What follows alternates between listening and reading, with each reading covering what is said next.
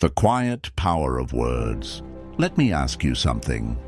Have you ever said something so simple, so honest, that it made her stop, look at you differently, and lean in just a little closer? Not because you were trying to impress her, but because in that moment she felt seen, respected, and safe. Most men chase approval, but the Stoic man, he pays attention. He speaks with calm intention. Today, I'll share 6 things younger women quietly love to hear from men, even if they never say it out loud. Not cheesy lines, not fake charm, just honest words that touch something real inside her. Let's begin. 1. I see that in you. I see that in you. It's not loud, it's not flashy, but it lands deep, because most of the compliments younger women hear are about their appearance. Nice smile. You're so pretty. You look amazing. But those words fade. They're easy to say, easy to forget. Now say this instead. I see how your eyes light up when you talk about your dreams. I see how you notice when someone's left out and make space for them. That's different, because now you're not just looking at her, you're seeing into her, the real her. And when a woman is still figuring herself out, still shaping who she wants to be, being seen like that, it's powerful. It makes her feel understood, not just admired. But here's the key. Don't force it. Don't say it just to sound deep. Don't fake attention. Practice it. Watch closely. Listen carefully. Notice the small things, her habits, her tone, the things she lights up for, the ways she moves through the world when no one's watching. And then speak, not to impress her, but to remind her that the things she thought no one noticed, you did. That's what Stoic presence looks like, not overthinking, not chasing, just quiet awareness turned into real words at the right time. And that kind of honesty, it stays with her. 2. That made me think. That made me think. It's simple, it's honest, and it means more than most compliments ever could. Because younger women hear a lot of things. You're beautiful, you're cute, you're so fun. But what they don't hear enough is this. You changed how I see things. That's powerful, because it shows you weren't just listening to reply, you were listening to understand. Maybe she shared a new idea. Maybe she challenged something you believed. Maybe she opened up about her experiences in a way that gave you a new perspective. And instead of defending yourself, instead of brushing it off, you paused and you said, that made me think. I never looked at it that way before. You're not flattering her to get something. You're not pretending to agree. You're showing real strength, the kind that comes from being open, not reactive. Most men think they need to be right to be respected, but a Stoic man knows being willing to learn earns far more trust. This kind of phrase tells her she's not just being heard, she's making an impact. It says, you're not just someone I enjoy talking to, you're someone who sharpens me, challenges me, shapes me. And when you say that and mean it, you're not just building attraction, you're building a bond rooted in intellectual respect and emotional honesty. That's what lasts.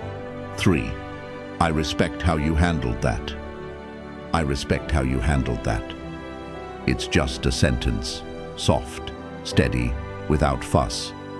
But when spoken from a place of genuine awareness, it holds the kind of weight that can stop a woman in her tracks. Why? Because for so many younger women, respect is not the first thing they receive when they move through life with strength, especially when that strength is quiet, controlled, subtle. Too often, the world overlooks those moments when she keeps her voice calm in a heated situation, when she walks away from something toxic instead of explaining herself, when she says no with clarity, without drama, when she puts her dignity above popularity. These moments require tremendous inner control, but they rarely get noticed. Instead, she's told, you're too sensitive, you're too blunt, you're difficult, or worse. She's told nothing at all. just silence, shrugs, maybe even passive criticism disguised as concern. That's what makes the words, "I respect how you handled that," so powerful. Because now she's not being judged for how she showed up. She's being seen for the integrity behind her actions, the restraint, the maturity, the intention. You're not applauding her for putting on a performance. You're not praising her for being agreeable. You're recognizing her strength for what it actually is. Self-control in a situation where most people would lose theirs. Maybe she was interrupted in a meeting and chose to respond with measured clarity rather than emotion. Maybe she set a firm boundary with someone close to her and stuck to it, even though it hurt. Maybe she was mistreated and instead of retaliating, she chose dignity over drama. You saw that, and you said, "That was impressive. I respect how you carried yourself." You weren't trying to rescue her. You weren't trying to be a hero. You simply noticed what others missed.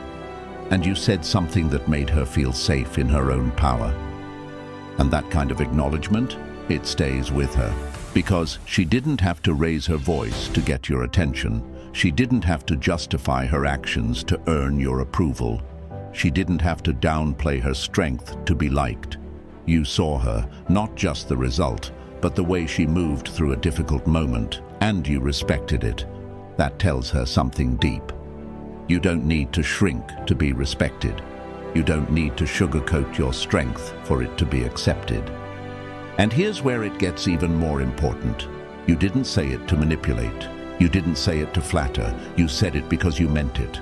Because as a grounded man, a stoic man, you understand that true power is quiet. It doesn't explode. It doesn't need to dominate.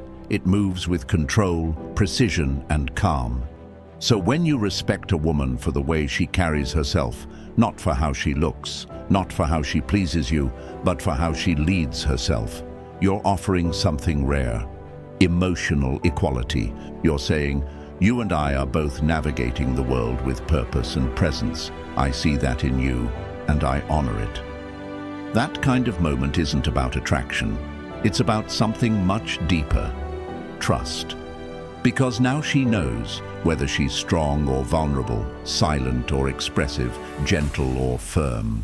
You will respect the integrity behind her actions, not just the performance people are used to seeing.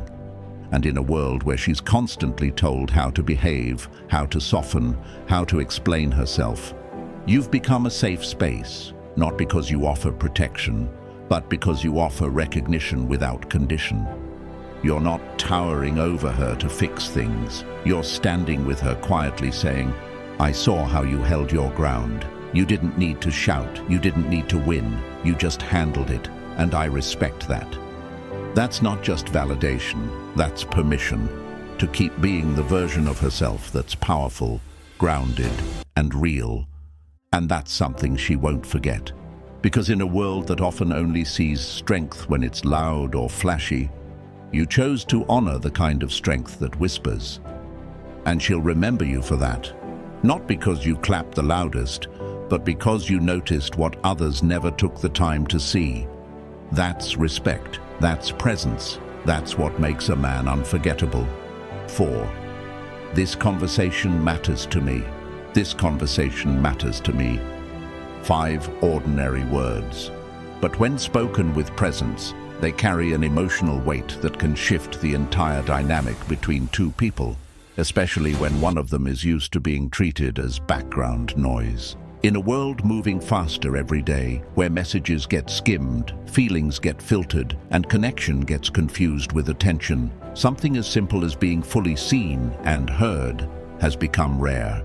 And for many younger women, conversations no longer feel like safe spaces. They feel like interviews, games, performances, tests.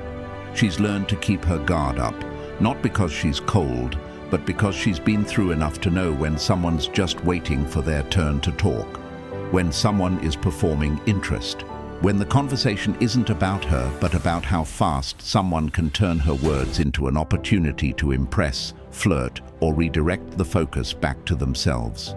And that wears on her over time, so she holds back.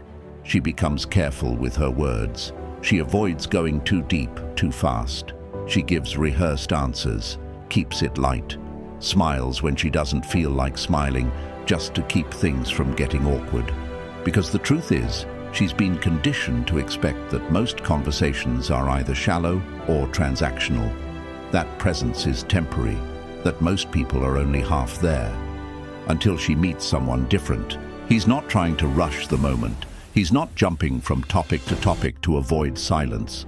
He's not checking his phone between glances or scanning the room for someone more interesting.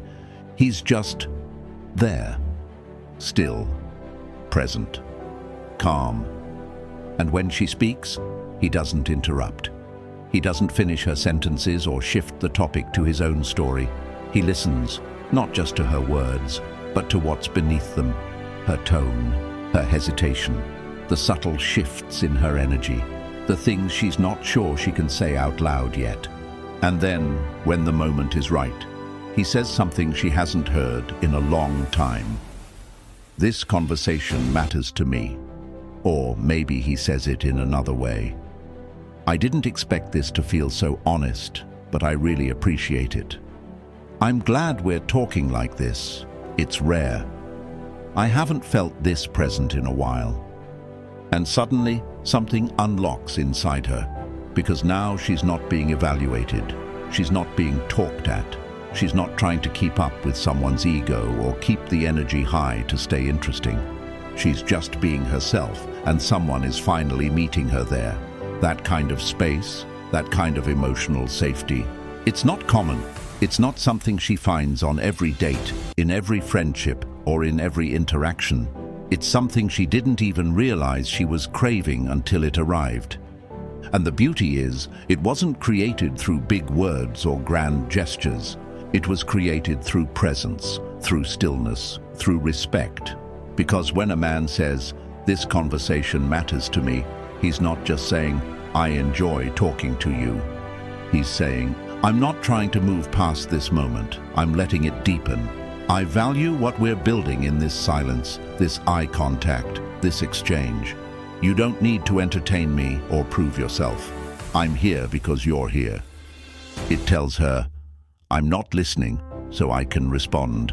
I'm listening so I can understand." I don't see this moment as a stepping stone to something else. I see it as enough. I don't need a performance. I want presence. And when she feels that, when she realizes she's safe to slow down, when she senses that she's not being used, but actually appreciated for her energy, her insight, her being, she softens, she opens, she starts to show sides of herself that don't come out around just anyone. Not because you pried them out, not because you pushed, but because you were still enough, present enough, safe enough to let her unfold. That's not charm. That's not game. That's emotional leadership. Because presence isn't just attractive, it's magnetic. It's what makes someone want to stay, not because you dazzled them, but because they felt something real. And real is rare. You don't need fireworks to create connection. You don't need perfect words or rehearsed lines. You need one thing: presence. The kind of presence that says, without effort, "I'm here, I see you, and I'm not trying to be anywhere else." So the next time you feel that spark of realness, that moment where someone lets their mask down, don't skip past it. Acknowledge it. Say it softly, say it calmly, say it like it matters. This conversation matters to me, because it does. And when you say it, not to impress her, but to honor her, you'll give her something she doesn't get often in this noisy, rushing world. The freedom to be herself, the permission to slow down, the gift of being truly seen. And when you do that, you don't just create attraction, you create connection, you create trust, you create something real. And that is the quiet, unforgettable strength of a Stoic man, not the one who says the most, but the one who listens the best, not the one who shines the brightest, but the one who stays the longest, not the one who needs control, but the one who leads with presence. 5. I admire your drive. I admire your drive. 4 words: quiet, simple, almost casual. But when spoken with presence, clarity, and genuine intention, they can carry more weight than 1,000 empty compliments.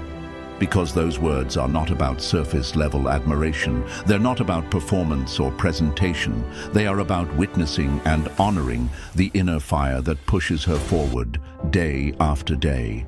That fire is not always visible. It doesn't always come with fanfare or applause. Sometimes it looks like waking up early when she barely slept. Sometimes it looks like juggling work, studies, family, and personal growth with no one cheering her on. Sometimes it looks like setting boundaries that make her seem difficult to people who benefit from her silence. You see, ambition in younger women is often punished long before it's praised. Not openly, not always with words, but through subtle reactions, raised eyebrows, dismissive comments, backhanded compliments. Calm down. You're too intense. You're too focused. You need to relax. You're doing the most. Or the worst of them all, you're intimidating. And what's worse, this conditioning doesn't just come from strangers. It comes from the people closest to her, teachers, co-workers, even family and partners. People who don't know how to sit beside a woman in motion without trying to slow her down, so she adapts. She keeps building, but quietly. She learns to celebrate privately because her success makes some people uncomfortable. She shrinks her wins to make others feel bigger. She learns to downplay her passions, to soften her intensity, to act like she doesn't want it that much, even when she does. And that's where you come in. Not with control, not with advice, not with expectations, but with calm, grounded presence and a sentence she rarely hears. I admire your drive. Not you're pretty, not you're fun, not you're impressive for a woman, just I admire your drive. And when you say that, without irony, without ego, without agenda, you give her something she may not have realized she was starving for. Permission, not permission to start. She already did that on her own. But permission to continue, to keep growing, keep rising, keep pushing, not because someone approved of it, but because someone saw it and respected it. You're telling her, you don't have to make yourself smaller for me.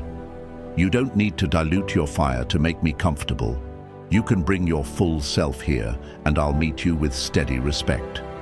That kind of presence, that kind of emotional safety, it's powerful, it's rare, and it's deeply attractive, not because you're giving her anything, but because you're not trying to take anything away. You're not leading her path, you're not trying to manage it, you're standing beside it, unthreatened, unmoved, and letting her know, you don't have to explain yourself. I already understand. I admire it. You're showing her that real admiration isn't about praise. It's about recognition. It's about seeing what others overlook, noticing the effort behind the outcome, the discipline behind the dream, the resilience behind the smile. And when you admire her drive, you're not just talking about her goals, you're talking about her character, her consistency, her will to keep showing up when no one else is watching, her decision to chase a life that fits her soul, not just the expectations of others. That kind of woman doesn't need a man to complete her. She needs a man who doesn't compete with her. She needs a man who isn't shaken by her strength, who can sit with her fire and not feel the need to control it, extinguish it, or outshine it. That's what the Stoic man understands. He knows that true admiration is quiet. It doesn't shout, it doesn't brag. It simply says, I see you, I respect you, I admire how far you've come, and I respect where you're going. And when you say that, when you look her in the eye and speak it like it matters, it does more than flatter her. It affirms her, it strengthens her, it grounds her. Because even the strongest, most driven people need someone, just one person who says, you don't have to carry it alone. You don't have to dim it to be loved. You don't have to hide it to be respected. So say it when it's earned. Say it when it's real. Say it because you mean it. I admire your drive.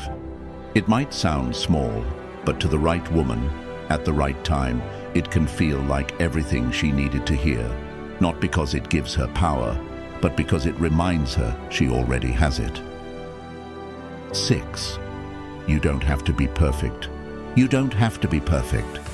It sounds simple, gentle, quiet. But when spoken with true presence and conviction, it can feel like someone just opened a window in a room that's been locked for years. Because for many younger women, perfection isn't just an idea. They've been trained to live under its pressure from the moment they could walk. They've been told to be kind but not passive, confident but not loud, attractive but not too bold, ambitious but not intimidating, always pleasant, always composed, always on. So what do?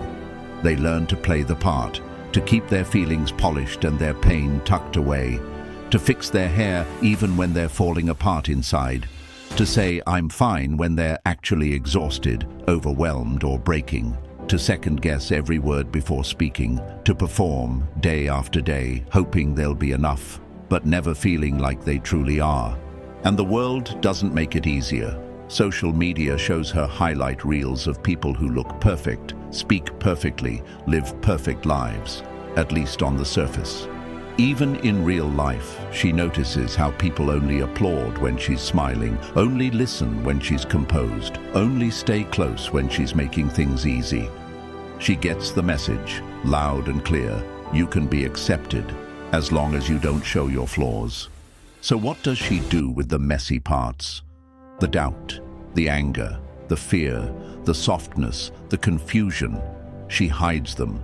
She learns to apologize for having needs. She waters herself down to avoid being too much. She becomes so good at managing how she's perceived that she forgets how to just be. But one day she sits across from someone different, someone who isn't rushing her to get to the point, who isn't watching the clock or waiting to speak, someone who's just there, calm, still, listening. And when she's mid-sentence, maybe rambling, maybe unsure, maybe finally letting a piece of her real self out, he doesn't change the subject. He doesn't offer quick advice. He doesn't flinch. He just looks at her with steady eyes and says, "You don't have to be perfect." Or maybe, "You don't need to explain it all right now. You can just be you. That's more than enough. You're safe here. You don't have to hold it all together for me." And even if her expression doesn't change, something inside her does. She exhales, not the shallow breath she's used to taking when she's holding back, but something deeper, a release. A small, invisible drop of her armor falling to the floor. Because in that moment, she realizes something she hasn't felt in a long time. She's allowed to just be, not perfect, not polished, not strong every second, just human. And you didn't try to fix her. You didn't treat her like a problem to solve or a project to rescue. You didn't ask her to perform or package her emotions or smile through what hurts. You simply stayed, present, grounded, still. You created space where she could unravel without fear that she'd be judged, abandoned, or misunderstood. And that's rare, that's sacred. Because in a world full of people who love the filtered version of others, you showed up for what's real, not the perfect version, not the easy one, the one who's still figuring things out, the one who sometimes stumbles, the one who just needs someone to say, "You don't have to hide that with me. I see your strength even when you're struggling. You don't need to be flawless to be loved." And that is the kind of love that doesn't perform. It doesn't chase, it doesn't demand. It holds, it listens, it endures. Because a Stoic man knows that perfection is an illusion and pressure kills connection. He knows that the strongest relationships are not built on constant control, but on quiet trust. It takes courage to be that kind of man. The kind who can sit with someone else's chaos and not be shaken. The kind who can witness pain without needing to patch it up. The kind who knows that love, in its purest form, is not about fixing, it's about accepting. So when you say, "You don't have to be perfect," and your actions echo that truth, you're not just helping her breathe for a moment. You're helping her rebuild the relationship she has with herself. You're telling her, You are not too much. You don't have to earn peace by pretending. You are worthy of love, not because you're flawless, but because you're real. That kind of reassurance doesn't fade. It stays, it anchors, it heals. Because what you gave her wasn't just comfort, it was a quiet kind of freedom. Freedom to fall apart, freedom to be seen, freedom to be enough, even when she doesn't feel like it. And in a world that constantly demands perfection from her, you became the one place she could finally be human. And that's not just attractive. That's unforgettable. Connection over control. These 6 things, they're not lines, they're not pickup strategies or rehearsed routines. They're not smooth talk, manipulation, or mind games. They are reflections. Reflections of presence, of awareness, of emotional discipline. They're the quiet language of a man who knows that real power isn't found in how loud you are, how much attention you grab, or how clever your words sound. It's found in stillness, in grounded energy, in the way you look someone in the eye, not to impress, but to connect. Every phrase you've heard here, I see that in you. I admire your drive. You don't have to be perfect. It's not about saying the right thing. It's about what those words mean when they come from a place of calm, genuine presence. They don't just say, I'm paying attention. They say, I see you. Not the image, not the performance, not the version of you that the world expects to see, but the real you, the part of you that's scared to be too much, the part that's exhausted from always trying to be enough, the part that doubts, that hides, that longs to be seen but is afraid of being judged. These words say, I respect how you carry yourself, even when you're tired, even when you're quiet, even when no one else seems to notice the effort it takes just to keep going. They say, I hear you. Not just the words, but the pauses, the silence between sentences, the way your voice drops when you're sharing something real, the subtle shift in your body when you're unsure if what you're saying will be accepted. And the man who says these things, he's not trying to get something. He's not performing. He's not chasing validation. He's choosing to be fully present because he understands that real connection isn't about being impressive. It's about being honest. It's about being the kind of man who listens, not to respond quickly, but to understand deeply. It's about being strong enough to witness someone's truth without needing to fix it, and being humble enough to be influenced by it. In a world that's full of noise, distractions, and shallow interactions, the man who slows down, who listens without interrupting, who speaks with clarity instead of ego, he doesn't just stand out, he becomes unforgettable, because he leads with something rare: stillness, depth, quiet strength. He doesn't chase attention because his presence naturally draws it. He doesn't dominate conversations because his silence speaks just as loudly as his words. He doesn't need control because his confidence comes from within, not from proving himself. So if any of these phrases hit home, if they made you pause and think of someone you care about, someone you maybe didn't fully see until now, don't keep that to yourself. Say it. Show it. And if you're ready to embody this kind of presence, drop a comment and write, I choose presence. Let's raise the standard, quietly. Let's create a new kind of strength, not one built on pressure, but one built on peace. Let's remind the world that you don't have to shout to be heard, you don't have to chase to be wanted, and you don't have to be perfect to be loved. Because sometimes, the most powerful thing a man can do is exactly what the world tells him not to do: to pause, to stay, to witness. If this message spoke to something real in you, like this video. If you want more tools to lead with clarity instead of chaos, subscribe now, the Stoic Journals. And above all, always remember, power doesn't live in noise, it lives in calm. Connection doesn't begin with performance. It begins with presence, and love, the kind that lasts, doesn't come from control. It comes from understanding. So until next time, stay steady, stay aware, stay grounded, And don't forget, she doesn't need perfection. She needs your presence. And you don't need to chase anything when your stillness already speaks everything.